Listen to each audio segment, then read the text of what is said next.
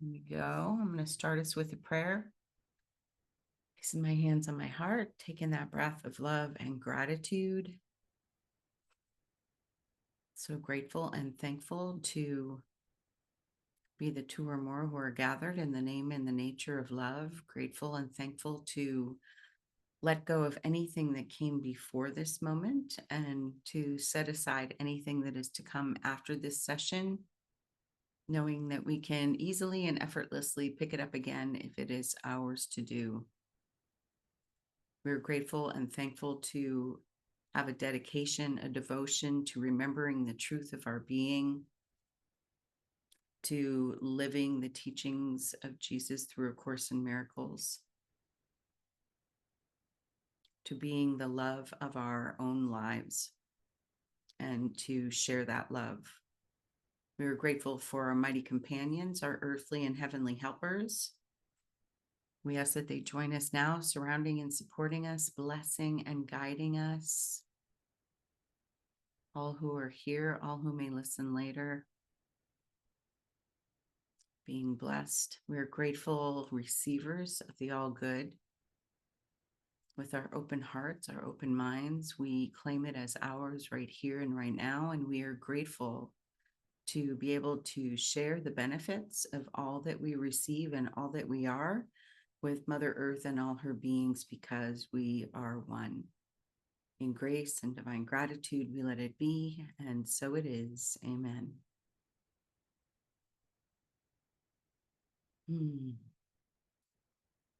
So I am starting on time today because I have my spiritual counseling class with Jennifer at 1:00. So I will need to end even a tiny bit before the top of the hour. But we are continuing in chapter 9, the plan of forgiveness. We are in section 7, the 2 evaluations. And at first I wasn't feeling like I was connecting with this section, but then as I got into it, I was like, oh my gosh. So this is like everything that I have been living, experiencing, all the things. So I'm going to start with paragraphs 3 and 4. Turn my light up just a hair here. There we go. Where he says, you have 2 conflicting evaluations of yourself in your mind, and they cannot both be true. You do not yet realize how completely different these evaluations are, because you do not understand how lofty and the Holy Spirit's perception of you really is. He is not deceived by anything you do, because he never forgets what you are. The ego is deceived by everything you do, even when you respond to the Holy Spirit, because at such times its confusion increases. The ego is therefore particularly likely to attack you when you react lovingly, because it has evaluated you as unloving, and you are going against its judgment. The ego will begin to attack your motives as soon as they become clearly out of accord with its perception of you. This is when it will shift abruptly from subconsciousness to viciousness, because its uncertainty is increased. But it is surely pointless to attack in return. What can this mean except that you are agreeing with the ego's evaluation of what you are? If you are willing to see yourself as unloving, you will not be happy. You are condemning yourself and must therefore regard yourself as inadequate. Like, wow. So a couple of things. I'll talk about the more neutral one for myself, I think, first. And that is like part of me can feel completely connected and mature. For example, I am continuing to do my work to the best of my ability, and also taking on some extra work. I'm going to be doing some exploratory calls for Power of Love Ministry, which I haven't worked for them for like 3 years or so, but they asked me and I said, yes, I would do some of those. So I feel like I'm being responsible and mature about my life and my situation. And then there's the part of me that feels this judgment and guilt that I don't have a job, and is terrified about my financial stability, especially in regards to what might happen with my health insurance, because I'm on the affordable care, because I'm not yet 65. And that part can really scare the crap out of me. And it feels like it is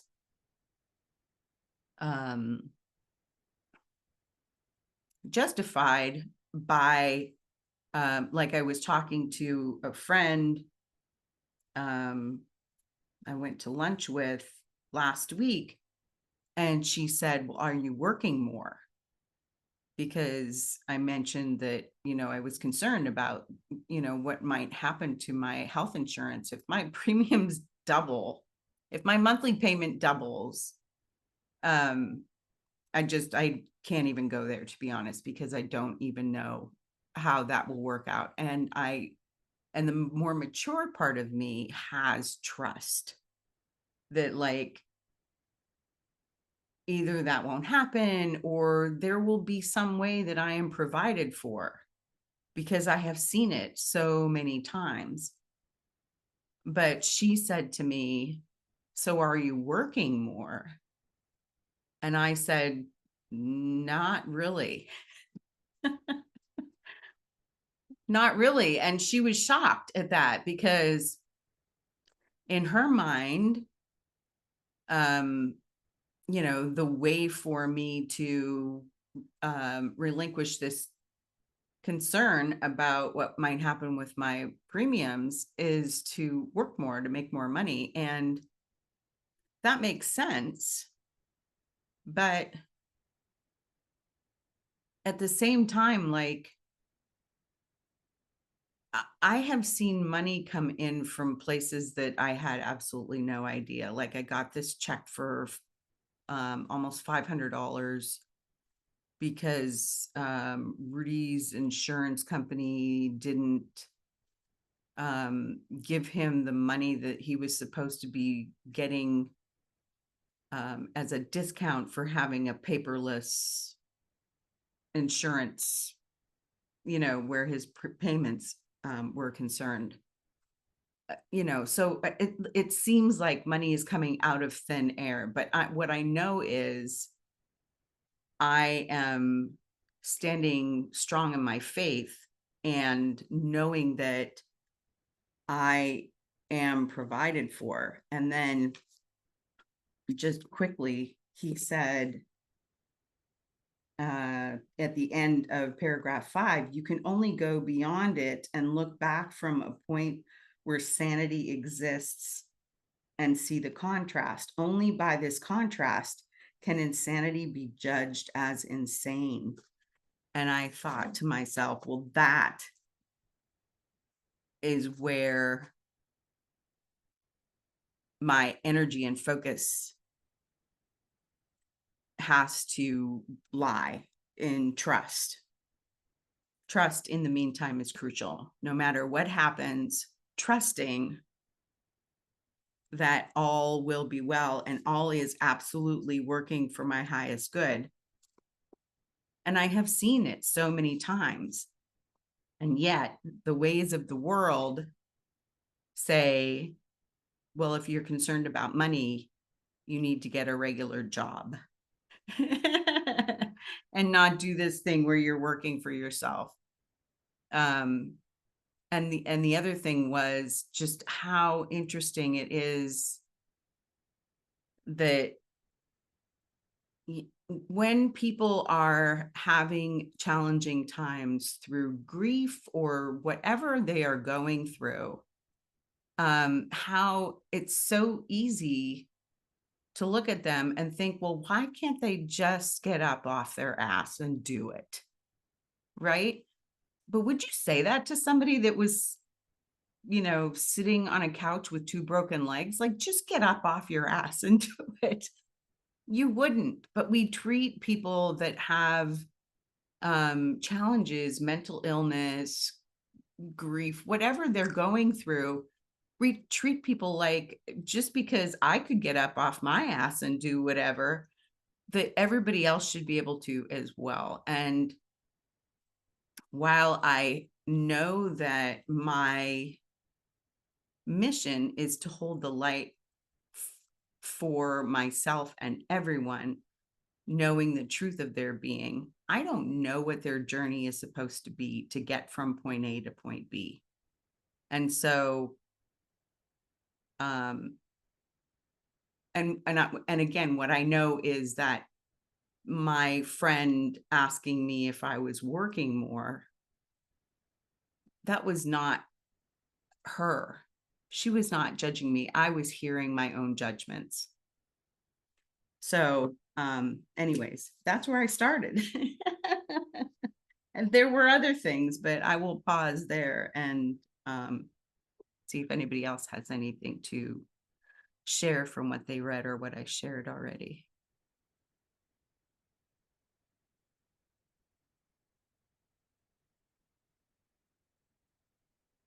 Oh, I can't hear you, Dana. You're unmuted, but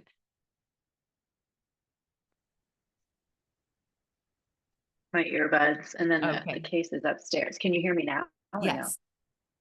Yes. Oh, Okay, those were two. No? it's going in and out. Someone else wants to speak. I'm gonna go take my earbuds out, but I gotta put them in the case or it'll keep picking up. That's what's going on. Okay. So if someone else wants to speak, go for it. All right. Thanks.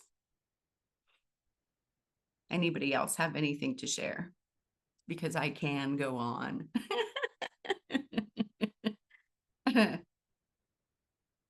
Okay. Well, so in the vein of what I was sharing earlier, I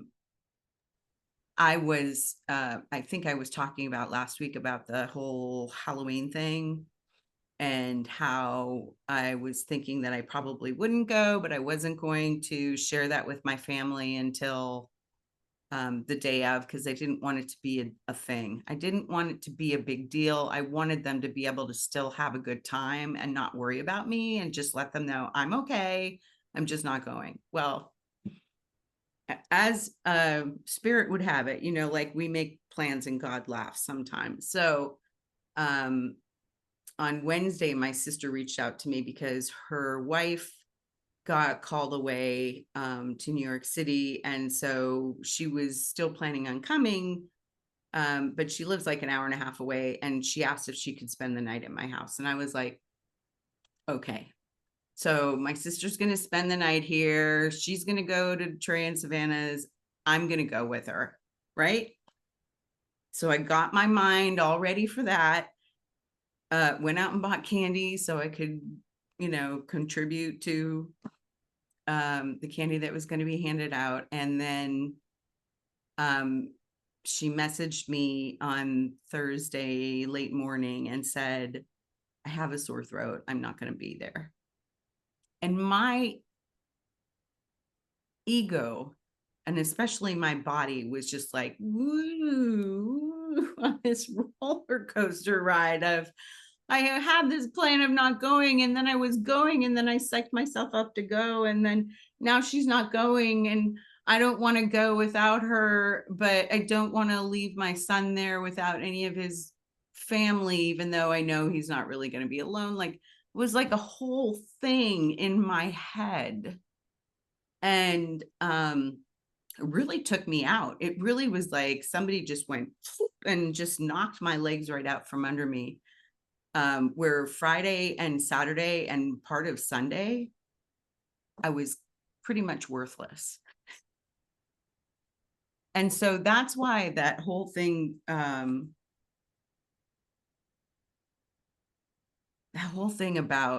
we don't know what people are going through. We have no idea what their journey is supposed to be like. We don't even have an idea sometimes what our own journey is supposed to be like. And we have these egos that are like, well, you should be doing more and you should be doing this. And yeah. So yeah, the ego can be vicious and attack, but I don't have to listen to it. So I was kind to myself over the weekend and let myself be couch potato.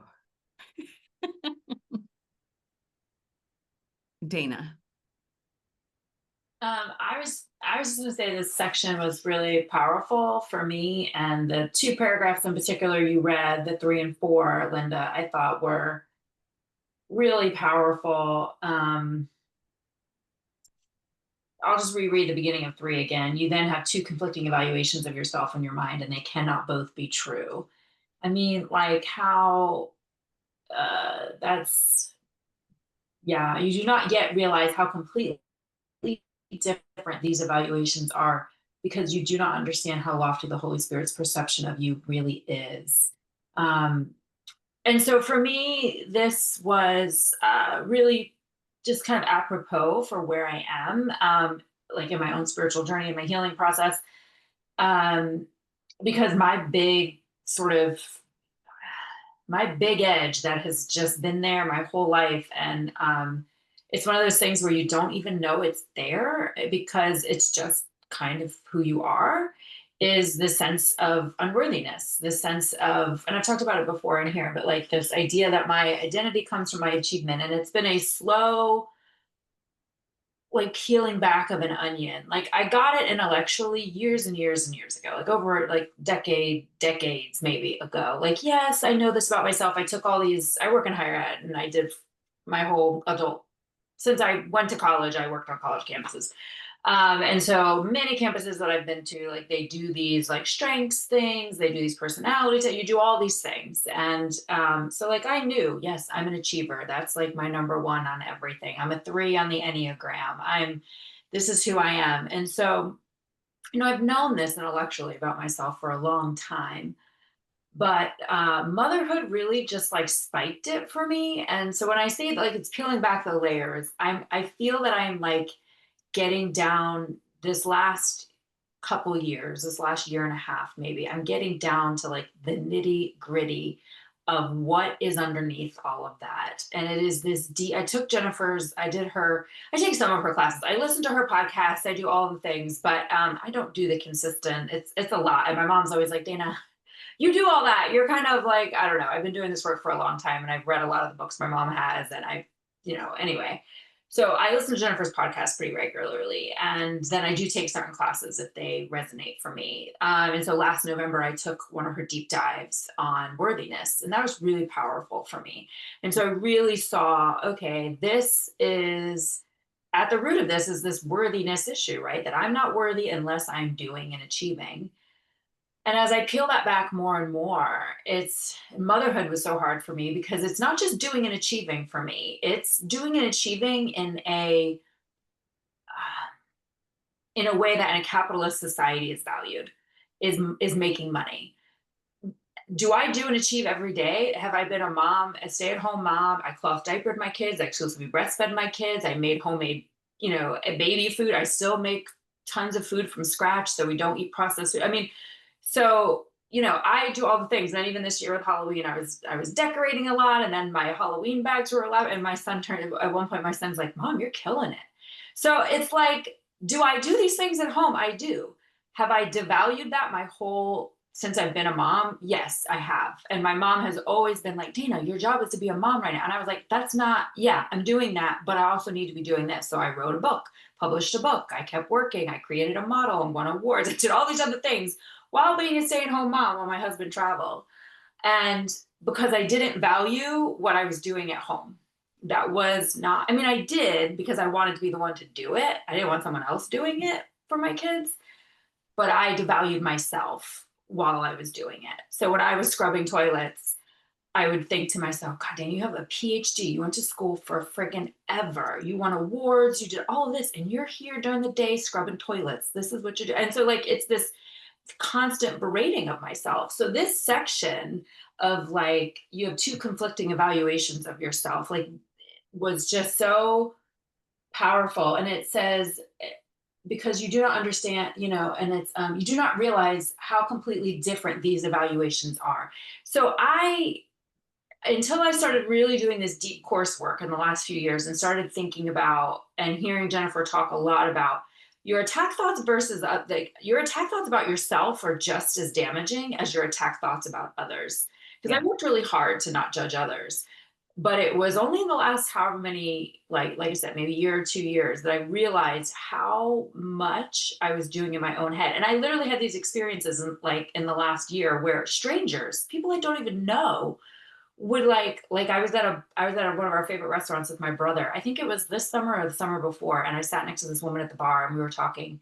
And in the course of the conversation, she's like, "You really like don't value what you do." She's like, "Do you know how like they've done research on how much it's worth for like someone to stay home and do what you do, and it's worth X." I mean, it was like these people, and I had like a couple of those experiences where people I didn't know were like, you berate yourself quite a lot. And I've had friends say this. And so, but it just didn't sink in. So for me, this was really powerful because I'm really trying hard to, as Jennifer says, get her done. And her last, like one of our last two podcasts, she talked about kind of what do we want to finish? Because 2025, I know is a nine, she talks about this a lot this year, is a 9 year, the numerology, it's a year of completion. So like, what do you not want to take with you into the next 9 year cycle? And I don't want to take this with me.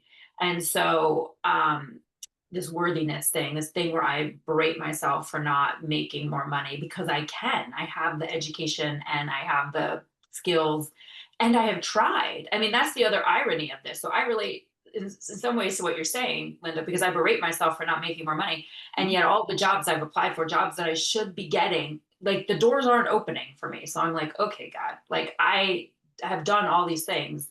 And when my kids were little, I created work for myself because I felt so badly that I wasn't at an 8 to 5 job making good money. So I would create work. So when they were in preschool, that's what I developed a model like for in my field with my friend, and we consult on that. So it was like I needed something to do because I felt badly that I wasn't working, even though I wanted to. So it was this like this thing. Jennifer talks about this, how we do this to ourselves. It's like, and I knew it. Like I made this decision because I wanted to raise my kids, but then I would berate myself regularly for not making more money, not doing more, not achieving like my friends were achieving. And I'm happy to say like I'm really getting down to the nitty gritty of this issue in my life. And I am killing it at home right now. My house is super clean. I'm doing deep cleaning. I've been decorating. I'm like cooking and baking in a way I haven't since my father died. And I'm enjoying it and I'm allowing myself to enjoy that. And my kids are doing wildly well. And some of the real hard that I've had with my one child just seems to be past. And I did a lot of emotional and spiritual work around that. And so I'm just sort of like allowing myself to value myself for who I am and not how much money I'm making or what my title is or my achievements are. And in the meantime, I'm where you are, Linda, is that I do contract work and I'm waiting on this last client that I worked with that wanted to re-up with me, and she's trying to push it through, and it's just been a waiting game. And it often is in this kind of work that I do. It's not consistent. I don't know, are you good? Are we going to have a contract? And then when we do, it's like boom, and I've got to push hard to meet a deadline. So yeah, so anyway, that's a long share, but I thought this was a really powerful section to kind of say, like, to remind ourselves that that voice in our head for me is the ego, and it was so loud and it was so constant that I didn't even, it's just who I've been my whole life to push myself to do. If I took it, like, even on a Saturday, my husband knew we had like a list, like a mile long of all the things we needed to get done because I can't like rest. I'm like, we got to get, things done. So, I'm really healing a lot of that. And I know that if my career had unfolded the way I thought it would, I wouldn't be here. I wouldn't be here. And I trust that, things will open up for me with my career, but I'll be in a much different place doing that work than I was before. It's no longer like a thing that makes me feel worthy. Like it's like, yeah, it's a job and that's great. And it gives us money to like live our life. But I've come so far with that. And so this was really, like I said, it was a really affirming and powerful section. And I'll read the last, and that's will be my last thing. But in 8, I love that they give at paragraph 8, it gives you like tangible stuff because I need that because it's still there, right? That edge is still sort of there. It's not completely gone. So it's like whenever you question your value, I mean, this was so for me because this is worthiness is my issue. Whenever you question your value, say God himself is incomplete without me. So anyway, that's my share. Sorry, my daughter's right here. I got it. Yeah, that's okay.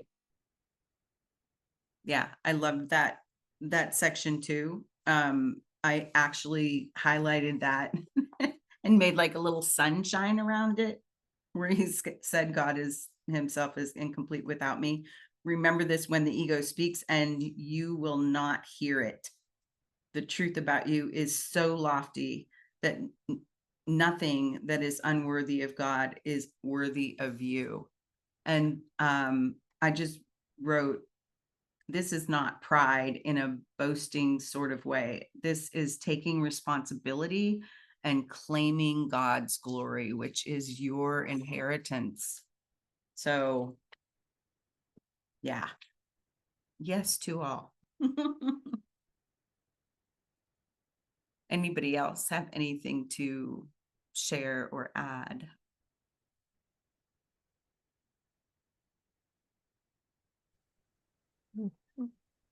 Hi, Kathleen. Go Hello. for it. Yeah, I like that last paragraph a lot. I just came from Robert Perry's talk, and this month it's all about, who God is and who we are, how many of us are there. And it says in the course that God created one son, and then other parts says he created many sons. So it's difficult to grasp, but there's lots of us, lots of God's sons, and then there's also just one of us. Yes. So yeah, it's a trippy topic. Like how many of us are there really?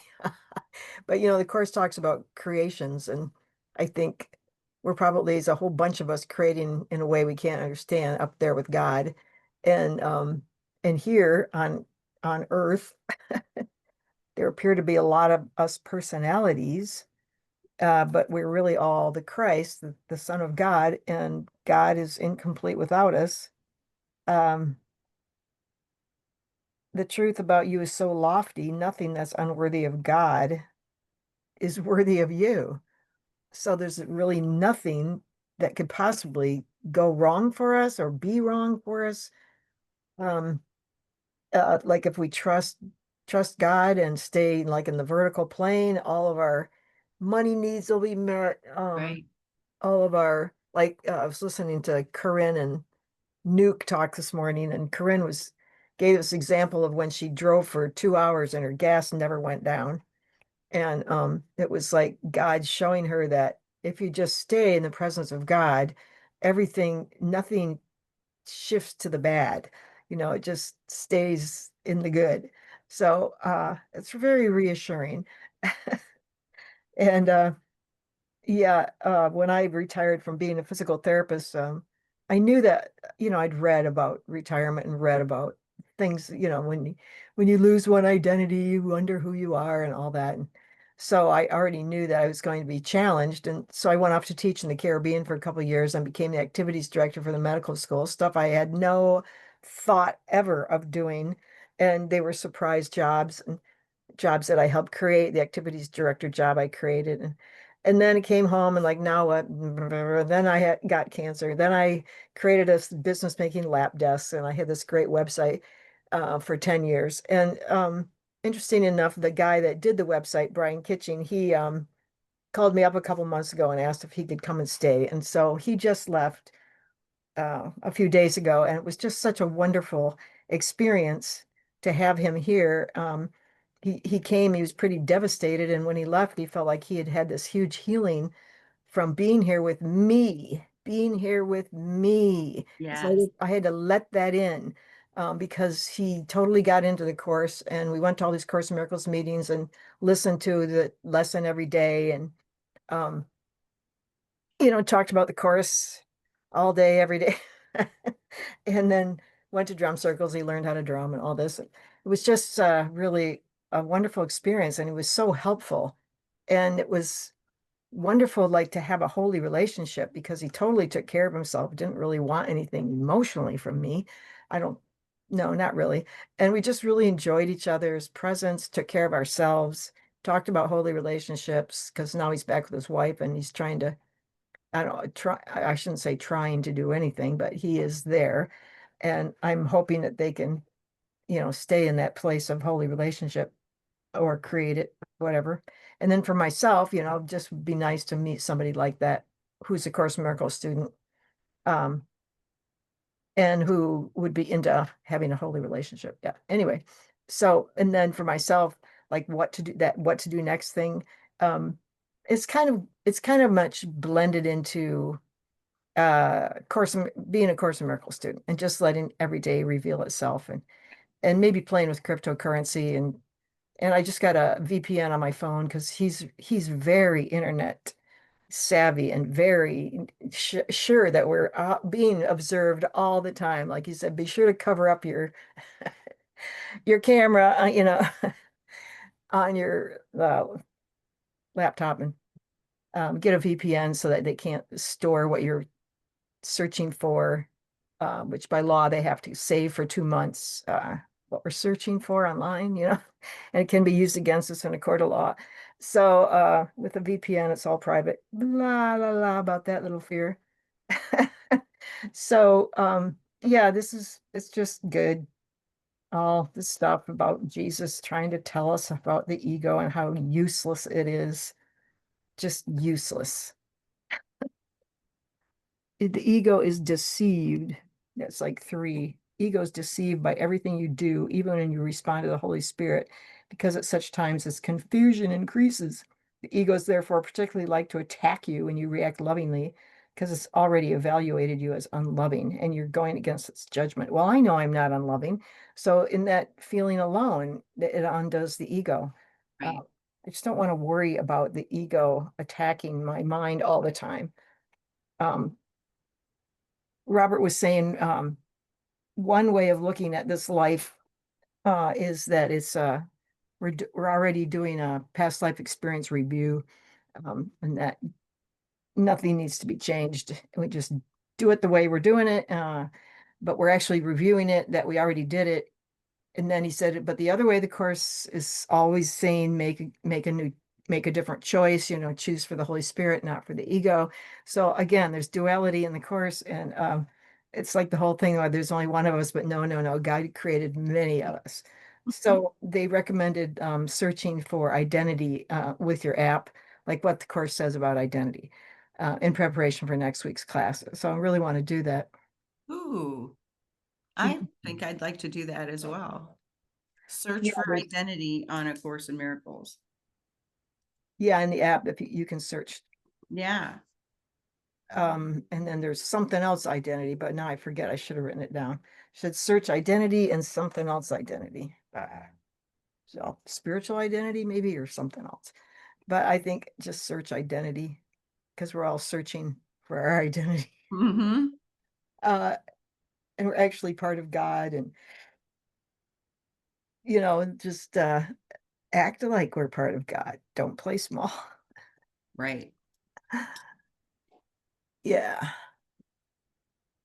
Yeah, and I had a good Halloween. I dressed up like Minnie Mouse and handed out candy at Costco. It was very fun.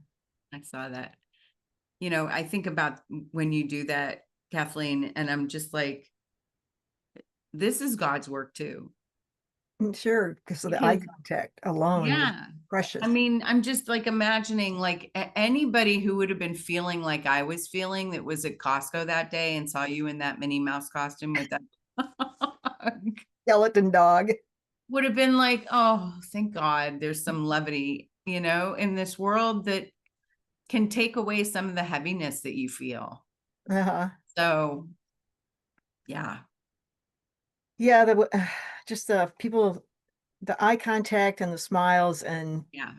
the secret, like, ooh, whether to eat a piece of candy or not, you can see that flash. And then some people just look away, don't even make eye contact, avoid the situation entirely, which is fine. I knew that was going to happen, but most people are like pretty happy.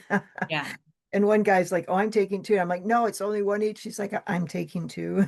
It's hilarious. So anyway, it was just a lot of fun. And I just like, whatever happens is cool. Yeah. Following people around.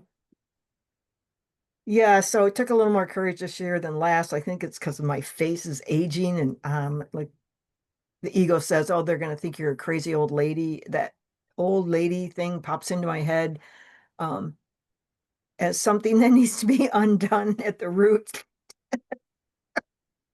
Because it can really just, crank up at certain ages, 50, 60, 70. Here comes all this old beliefs just rises up in our minds like, "Oh, now I'm an old lady."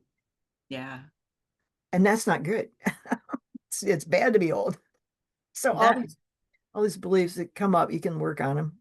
So yeah, that's what society may tell us. But you know what? I do feel like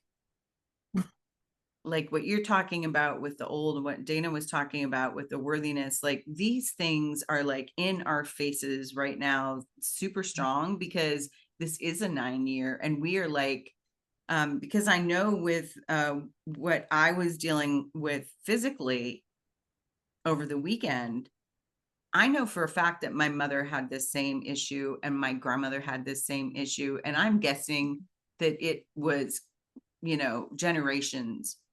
But I don't have to know what the root cause of it was. I just have to be willing to accept what is happening, when it is happening, and accept that I am the one to say, this is the end of the road for this one. I don't have to know what it is. Thank you for serving whatever purpose you served.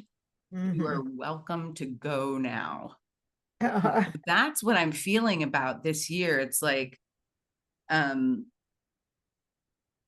things may feel heavy right now for me, but the truth is I am lightening my load. And part of what is, I think, challenging for my ego and for people around me sometimes is that because I'm having these, I don't know, like aha moments that feel like they are propelling me into a new version of myself, a lighter version of myself that doesn't feel burdened by the world in some ways, that I feel like it can be challenging for those around me who have been around me for decades that are like, but you're this way. And now you're this way. And they have a hard time accepting that. So I feel like, as we are stepping into, or I should say, stepping out of, like what Jennifer was saying, Dana, like as we are stepping out of this old pattern of, you're unworthy, or old is bad, or you have to live in poverty, or, work really hard to be successful and make enough money to survive. We're going to be confronted with versions of ourselves that are going to tell us that we can't go forward from that are going to try and scare us to stay in that old pattern, because the ego can be vicious.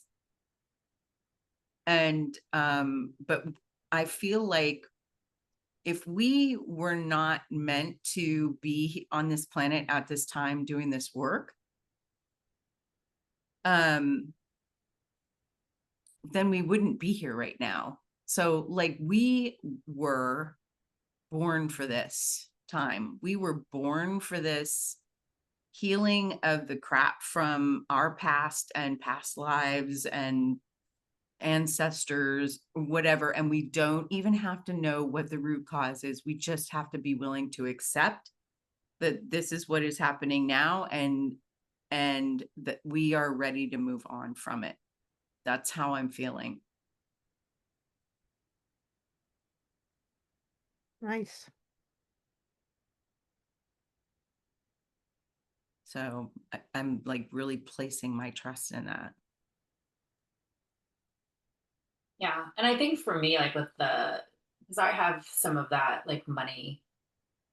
Um, again, I've gotten into astrology more. And so I know that um like my planetary placement, Chiron, with of childhood wounding is in the house related to money. So Mm, I think I've mentioned this before. And so it's like I do have this sense of like I have to work, and I always have. My family has. We didn't have a lot of money growing up, and so we all yeah. worked from the time I was like 10. I had a job when I was in high school. I had 3 jobs. In college, I had multiple jobs and scholarships and all the things. I've always worked really, really hard.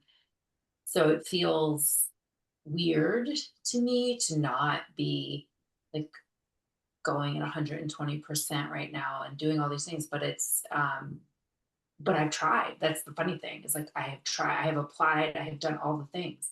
And so I'm in this place of um I'm open, like I want it because I want to work.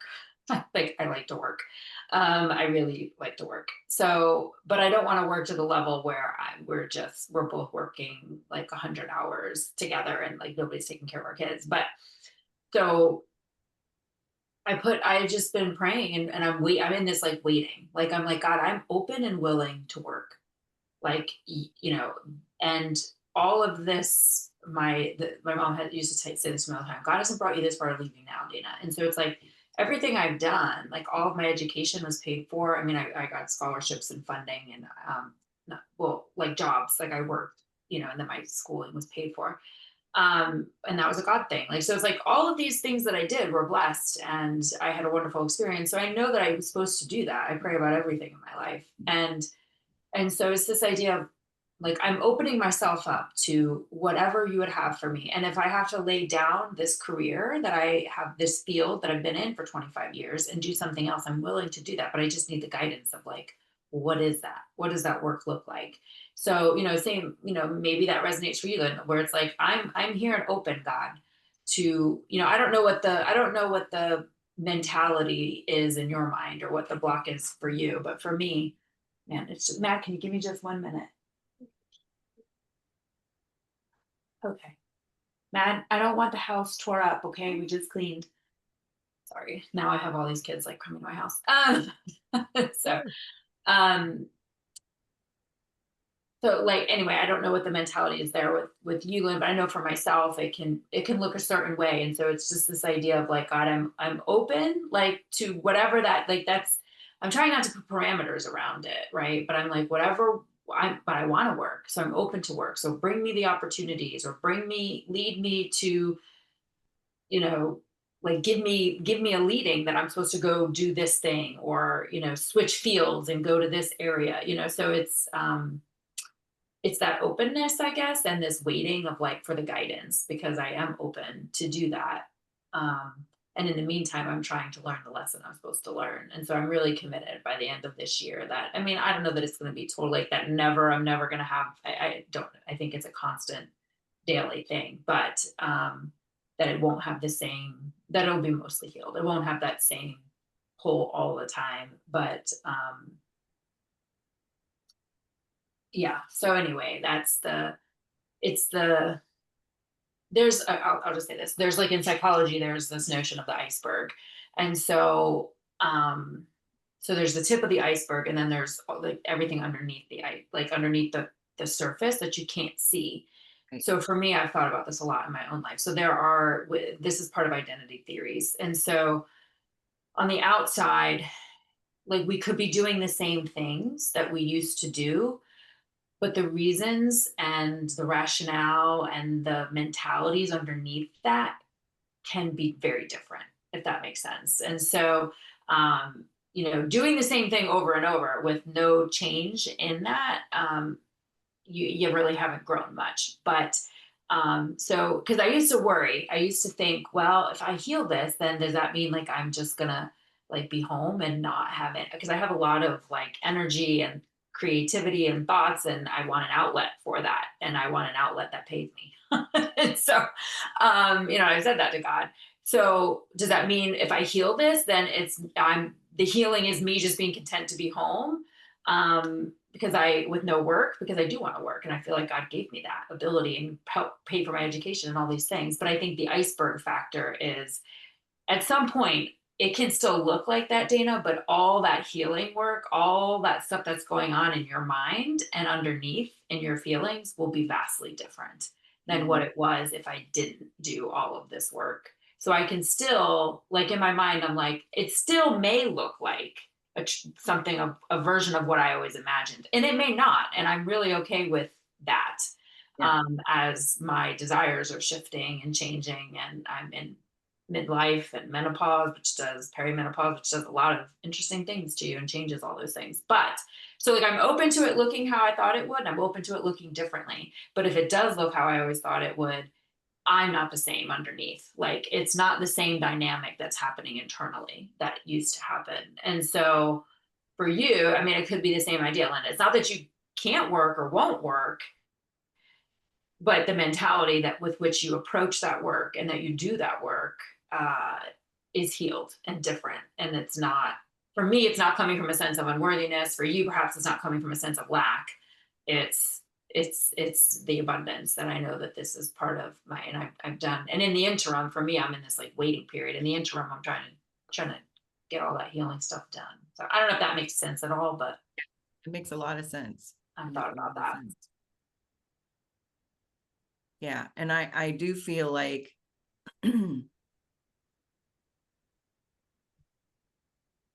while I would like to have more clients, I do feel like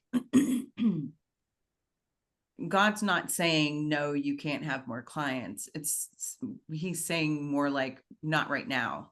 Right now is for introspection. Right now is for you to glean as much wisdom and as many gifts as you can from this time of grief. And I really do feel like the videos that I'm putting out now talking about my grief journey, because that's pretty much all consuming right now, that I do feel like I'm learning so much, and it's not anything like anything I've ever read about or heard about, and so I do feel like this is, though I'm not getting paid for these little videos, this is part of my work, and that it is going to move me into a direction of,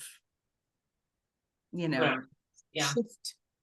And I'm doing my best to just be open for whatever that shift looks like. Just like when I was a caregiver, I don't really wish to have my entire identity be a person that just talks about grief only, so I'm aware of that desire not to just be labeled as the grief person or the caregiver person, or because I feel like we are all so much bigger than whatever is happening in our lives in any given moment. So yeah. It's just it's another experience that you get to have that adds to the whole of the experience and the whole of the wisdom and the whole of the seeing and the healing and all of that. That's how and sometimes for me in the moment, it's hard. Motherhood was like this, like early motherhood was like this, grief was like this. It's sometimes when you're in it, like in it thick, Yeah. hard to imagine life's ever going to be different than it is in that moment. Right. Like you think, oh, for me, I would think, oh, this is it now. I guess I'm just tired and consumed with these domestic things. I guess Right. this is just my life now. And it will never be different. And my kids will be pulling at me forever, but they're not. And now I'm like, hey, come out of your room. Spend time with us. But and then grief feel like those things, like those are two things that I think of that felt super all consuming. Yeah. Grief and early motherhood, like early children motherhood. Feels like it's like you're in mud, like sinking sand. Like like it's just like, oh, will it ever be different? And so that's where the trust comes in of like, I'm in this is what I'm feeling, this is what I'm sensing, like I need to be doing or learning or whatever. And I have to trust that it's all for my good, right? And we don't know what anything is for.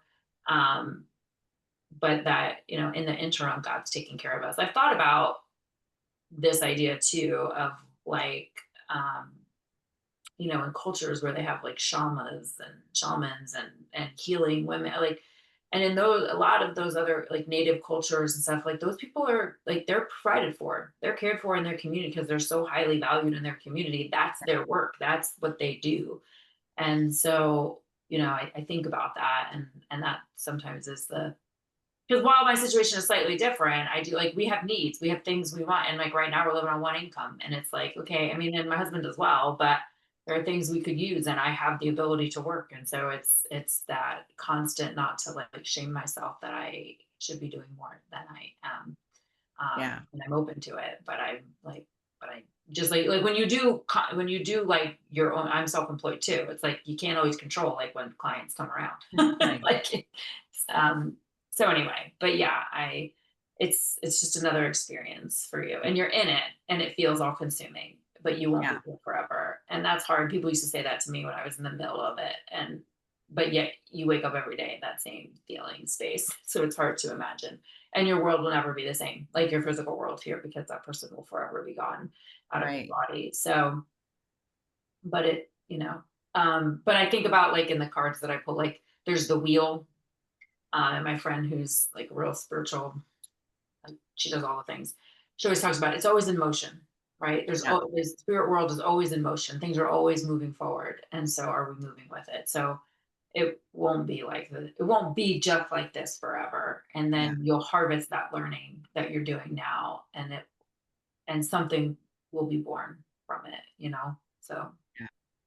Absolutely. I know my friend Anna Marie, I think she's 91. Her husband died several years ago and she had to take care of him. He had Alzheimer's. So she's a few steps ahead of me on this journey. And she just says everything is always resolving. Mm. So I just get this image of in my head of the the Indiana Jones movie. I think it was the third one, The Last Crusade, maybe, where Sean Connery was his dad, and he has to get the cup that Christ drank from in order to save his dad's life because the bad guys shot him or whatever. And there's this point where he is in this doorway in this mountain, and then there's another doorway that he has to get to, but there's this huge crevasse that you can't even see the bottom of, and he has to take this leap of faith that looks like it's into nothing, but there is a bridge there. You just can't see it when you're looking from one door to the next door. You can see it when the angle is different, but you can't see it if you're standing right in front of it. And it feels like that, like there's like I'm stepping into something, I'm stepping in the right direction, but like I can't see what's underneath me. And I feel like there's probably a lot of people that are feeling that at this time in the world right now. Mm. So yeah, it can feel like a lot.